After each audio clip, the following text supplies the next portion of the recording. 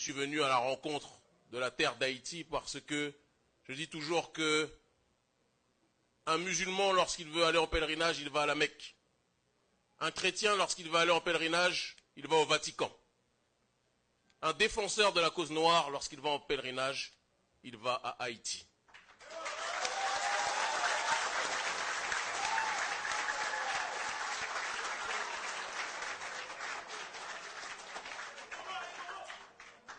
Haïti est diabolisé parce que Haïti est le symbole pour le peuple noir de la liberté. Haïti est diabolisé. Haïti, on tente dans les médias de présenter cette nation comme une nation déstructurée, une nation pauvre, une nation qui ne vaut rien, parce qu'en réalité, dans le regard du capitalisme, ils ne peuvent pas accepter que des Noirs leur aient mis la raclée au début de l'histoire d'Haïti.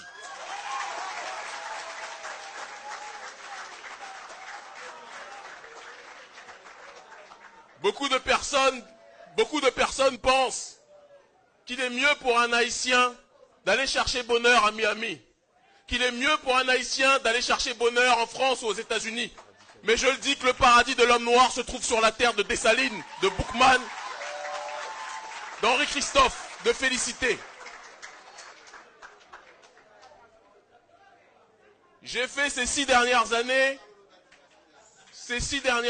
plus de 80 pays. Je n'ai jamais ressenti en termes d'émotion ce que je ressens en étant sur cette terre sainte qu'est la terre d'Haïti.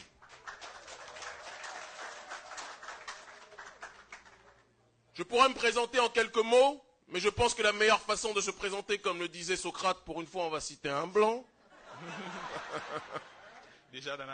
c'est d'être déjà dans cette dynamique d'échanger avec le peuple parce que c'est la juxtaposition des idées, à partir de cette juxtaposition que jaillit la lumière. J'ai commencé à débattre lorsque j'étais dans la rue, en région parisienne, en confrontant mes idées à d'autres personnes, en confrontant mes idées avec des frères, en confrontant mes idées avec des blancs, qui peuvent être des frères aussi de temps en temps, et en confrontant même mes idées lorsque j'ai été par la suite dans une démarche d'avancer dans ce combat, lorsque j'ai été condamné par les autorités françaises parce qu'ils trouvaient notre discours trop radical, et bien souvent quand le colon ou quand le capitaliste juge quelqu'un de radical, c'est que celui-ci est radicalement dans la bonne direction, il faut aussi le préciser.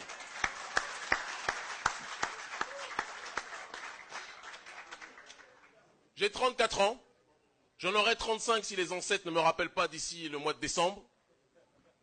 On ne sait jamais. Peut-être des représentants de l'ambassade de France ici ont d'autres objectifs. Et je leur passe le bonjour aussi.